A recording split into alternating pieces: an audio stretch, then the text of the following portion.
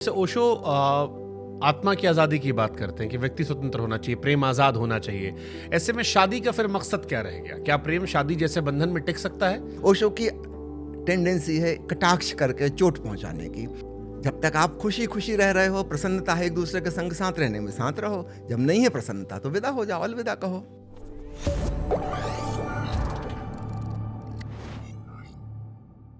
जैसे ओशो आत्मा की आज़ादी की बात करते हैं कि व्यक्ति स्वतंत्र होना चाहिए, प्रेम आज़ाद होना चाहिए। ऐसे में शादी का फिर मकसद क्या रह गया? क्या प्रेम शादी जैसे बंधन में टिक सकता है? शादी करनी देखिए, चाहिए? अभी हम एक संक्रमण काल से गुजर रहे हैं, ट्रांजिशनल फेज, जहां पुरानी विवाह की जड़ें उखड़ गई हैं और नई किसी व्यवस्था की जड़ें अभी जमी नहीं हैं। है ना? जैसे आपने कहा कि लाखों लोग आज भी अविवाहित हैं और शायद वो कभी विवाह नहीं करेंगे। तो पुरानी जड़ें तो उखड़ गई, उससे हमारा मोह भंग हो गया, उसके कष्ट हमने देख लिए, दुख देख लिए, है ना। और नई कोई व्यवस्था अभी उजागर हुई नहीं, तो एक ट्रांजिशनल फेज है। ओशो ने निश्चित रूप से इसके आगे की बात कही कि कैसा हो सकता है भविष्य में, है ना, अगर दुनिया का हर व्यक्ति फाइनेंशियली इंडिपेंडेंट हो जाए। ये संभव आने वाले 20 साल में हो जाए, टेक्नोलॉजी इतनी विकसित हो जाए, रोबोट सारा काम करने लगें, आदमी के ऊपर काम का बोझ भी ना रहे, है ना, सब लोगों को मुफ्त में पैसा मिलता रहे कि आपको जो खर्च करना हो करिए, घर बैठे सब काम एआई ने संभाल लिया, आपकी कोई ज़रूरत नहीं है। अभी मैं पीछे प्लेन से जा रहा था, वहाँ के पायलट से मित्रता थी मेरी, उसने बताया कि आप लोग समझते हैं कि पायलट हवाई जहाज चला रहा है। पायलट कुछ नहीं करता, आके बैठता है, एक बटन है ऑटो पायलट की, उसको दबा देता है, ऑटोमेटिक सब कुछ होता है। हवाई जहाज उड़ती है, लैंड करती है, सब कुछ करते हैं। हम कुछ नहीं करते, हम बैठ के काफ़ी पीते रहते हैं कुछ नहीं करते हैं, लेकिन इसलिए बैठे रहते हैं कि लोग डर जाएंगे कि बिना पायलट का हवाई जहाज जा रहा है। धीरे धीरे सारा काम मनुष्य का मशीन और एआई ले लेगी, मनुष्य के पास कोई काम नहीं रहेगा। We will be able to live our life very joyously, playfully, कोई सीरियसनेस नहीं रह जाएगी। ऐसी स्थिति में हर व्यक्ति इंडिपेंडेंट होगा, स्वतंत्र होगा, कोई किसी के बंधन में रहना पसंद नहीं करेगा। निश्चित रूप से शादी की तो बात फिर नहीं रह जाएगी। हाँ, मित्रता तो तब भी होगी। कोई किसी को अच्छा लगता है, वो संग साथ रहना चाहेंगे, परिवार बसाना चाहेंगे, उनकी स्वतंत्रता है। हाँ, कोई बंधन नहीं होगा, जब चाहें जब छोड़ सकते हैं, जब नहीं मन मिल रहे हैं किसी कारण से तो अलग हो सकते हैं। अब दुख नहीं देंगे एक दूसरे को। जब तक आप खुशी खुशी रह रहे हो, प्रसन्नता है एक दूसरे के संग साथ रहने में, साथ रहो। जब नहीं है प्रसन्नता तो विदा हो जाओ, अलविदा कहो। ओशो ने सच में शादी को कब्र कहा था? मुझे याद तो नहीं आता ऐसा शब्द कहीं लेकिन कह भी सकते हैं, कहने में क्या है ओशो की टेंडेंसी है कटाक्ष करके चोट पहुंचाने की। एक्चुअली वो हमें जगाना चाहते झकझोर के, और जब तक हम नहीं जागेंगे तब तक कि हमें बुरी तरह से झकझोरा ना जाए। ओशो ने शादी की थी? नहीं, तो जैसे लेकिन हम सारे भाई बहनों की शादी उन्होंने करवाई। हाँ, जैसे आप 11 भाई बहन हैं। हाँ। टोटल 11 लोग हैं, तो ये तो परिवार के आगे की पीढ़ी आई। हाँ, तो ये आगे की पीढ़ी के लिए फिर क्या ओशो की नज़र में सोच रही है, अगर शादी करना बेवकूफ़ी है या शादी का बंधन जो देखिए, है मैं आपसे उसकी कह रहा वैलिडिटी हूँ, नहीं है? वर्तमान परिस्थिति आज से 50 साल पहले की स्थिति अलग थी। आज मैं की 50 साल पहले कॉन्सेप्ट में समझा दीजिए मुझे। तब मैं बता रहा हूँ, दोषों ने हम सब भाई बहनों की शादी करवाई। हाँ। वो बारात में भी आए हैं। अपनी क्यों नहीं की उन्होंने फिर? उनको नहीं करना तो उन्होंने पहले ही बता दिया था। जब वो पढ़ाई लिखाई उनकी पूरी हो गई तो नेचुरली घर में बातचीत चलने लगी, लड़की वालों के रिश्ते आने लगे।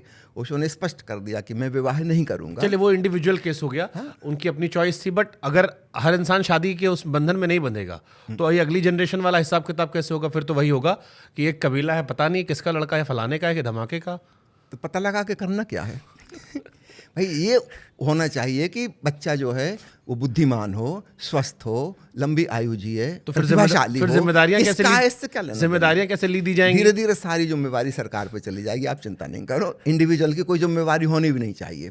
सरकार तय करे, जेनेटिक इंजीनियर्स की समिति हो जो तय करे कि किसके डीएनए अच्छे हैं, किसके क्रोमोसोम्स अच्छे हैं, बस वही पैदा करे। उसको ही संतान पैदा करने का अधिकार हो। क्या जरूरत है लंगड़े लूले पैदा करने की और जेनेटिक बीमारियां लिए, कंजेनाइटल डिसीज ली, किसी के हृदय में छेद है, किसी की किडनी खराब है। Why to reproduce this people? भाई जो स्वस्थ हैं, बुद्धिमान हैं, प्रतिभाशाली हैं, लेगेसी जा रही है आगे, विरासत जिसे कहते हैं हम। विरासत के दूसरे पर बोझ छोड़ कर जा रहे हो। आगे आने वाली पीढ़ी को आप बोझ स्वरूप दूसरों पर छोड़ के जा रहे हो। कोई मेंटली रिटार्डेड है, अब आप तो चले जाओगे दुनिया से, आपकी संतान रह जाएगी, वो बाकी के लोगों को भुगतना पड़ेगा, उसको झेलना पड़ेगा। जैसे आपके माँ बाप पे 11 बच्चे थे। हाँ। अब भाई उस जमाने की बात छोड़ दीजिए। ओशो जी की अपनी भूमिका थी, उन्होंने अपना काम किया, आज वो नहीं, आप अपनी भूमिका निभा रहे हैं, आज उनकी आप बातों को आगे बढ़ा रहे हैं। तो ऐसे ही अगर सोचना बंद कर देंगे तो फिर क्या पता कोई ओशो आना बंद हो जाए। नहीं, ऐसा नहीं होगा, बहुत ओशो आ सकेंगे। जितनी स्वतंत्रता होगी उतने ही ज्यादा ऐसे प्रतिभाशाली लोग आ टैलेंट सकेंगे। देखकर ही निकालेंगे तो जैसे मैं इसको, जितने महान व्यक्ति हुए हैं, कईयों के ऐसे अगर आप माता पिता को देखें तो उनके माता पिता बड़े साधारण व्यक्ति रहे, लेकिन जो पुत्र हुआ या पुत्री हुई वो असाधारण निकल गई। उनके तो जेनेटिक जीन चेक नहीं हुए थे, वो भगवान का आशीर्वाद है, जो भी कह लीजिए आप, करिश्मा था पुनर्जन्म का जहाँ से आया। तो फिर तो महान लोग पैदा होना बंद हो जाएंगे। जी नहीं, महान लोग बहुत पैदा हो सकेंगे। अभी जो विवाह व्यवस्था है जहाँ पति पत्नी दोनों दुखी आ रहे हैं, दोनों दिन रात सारे कलह थोड़ी ना करते दुखी रहते हैं। मैं खूब अच्छे से जानता हूँ, दुनिया मैंने खूब घूमी है, बहुत घरों में रुका हूँ। आपकी शादी हुई है? हाँ, मेरी शादी हुई है। आपकी पत्नी खुश नहीं आपसे? बहुत खुश है। हमारी शादी नहीं, हमारा प्रेम संबंध है। शादी का सिर्फ नाम है। हम एक दूसरे के मित्र हैं, आज भी मित्र ही हैं। हम तो उसी ये तो ढंग से बेसिक जीते फॉर्मूला है ना शादी खुश रखने का कि आप मित्र बन जाइए। ये तो मेरा पुंडरीक जी बैठे थे। हम किसी के मालिक नहीं है, वो हमारी मालकिन नहीं है। हम एक दूसरे को निर्देशित नहीं करते। हम अपना अपना जीवन बहुत प्रेम से, स्वतंत्रता से जीते हैं। स्वतंत्रता का मायने क्या है इसमें? स्वतंत्रता का मायने हम अपने जो हम करना चाहते हैं, अपनी छिपी हुई प्रतिभा को प्रकट करना चाहते हैं। मेरी पत्नी जो करना चाहती है उसकी पूरी आज़ादी है, मुझे पूरी आज़ादी है। मैं जैसा करना चाहूँ, जैसा जीना चाहूँ, पत्नी को पूरी आज़ादी, वो जैसा जीना चाहे। अब आज़ादी के दायरे में फिर वही मैं घूम के लाता हूँ उसी बात पे। नहीं, आप नीचे के लेवल, मैं नीचे के लेवल आता, तो नीचे के लेवल वाली आज़ादी पूरी है या उस पे वो एक दायरा है? वो सवाल नहीं उठता ना। आप उस सिचुएशन को नहीं समझ रहे जो ऊपर चला गया, उसके लिए वो सवाल ही नहीं उठता।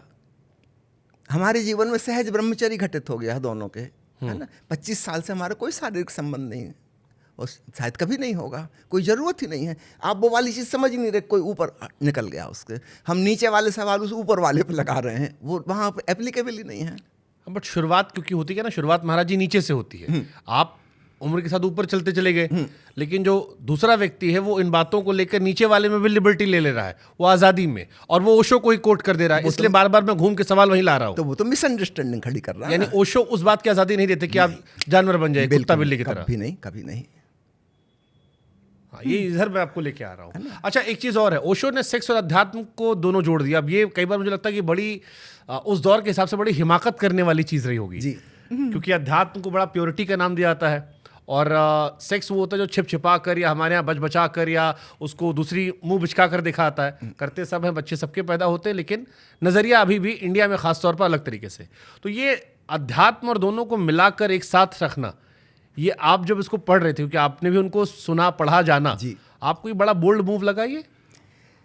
देखिए, मैं बचपन से ओशो को सुनता समझता आ रहा हूँ, उनकी जीवन शैली को जानता हूँ। मुझे तो इसमें कुछ भी ऑड नहीं लगा, बहुत स्वाभाविक लगा। जब जीवन अध्यात्म से जोड़ना, हाँ, हमारे भीतर एक ही ऊर्जा है, उसको आप नाम मत दीजिए सेक्स एनर्जी, आप कहिए लाइफ एनर्जी, ठीक है, नो प्रॉब्लम। हाँ, हमारे 7 चक्र हैं योग की भाषा में। अब ये एनर्जी जिस चक्र से मैनिफेस्ट होगी वो उसका रूप ले लेगी।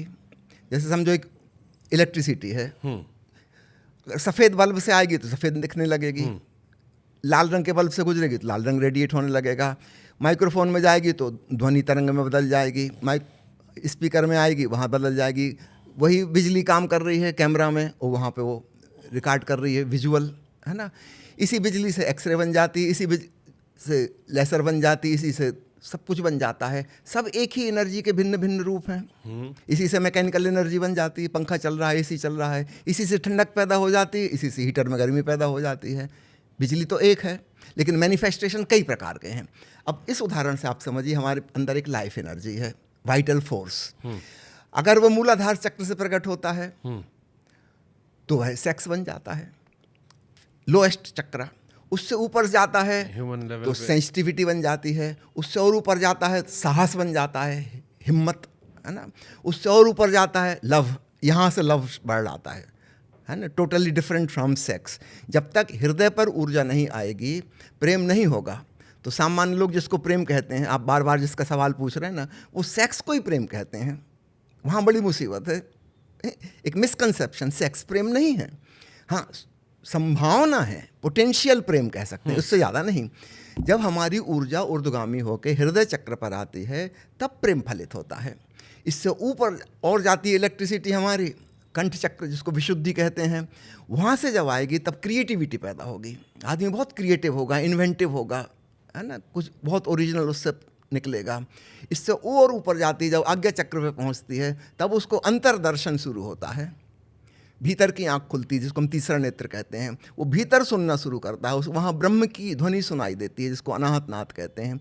वहाँ होते परमात्मा का प्रकाश दिखाई देता है। अब बाहर की दुनिया से नहीं रहा संबंध, अब वो भीतर चला गया। और इससे ऊपर पहुँचता है जब सहस्त्रार पर, वहाँ वह समाधिस्थ हो जाता है, विलीन हो जाता है, वो रहते ही नहीं थोड़ी देर के लिए। He is dissolved into nothingness.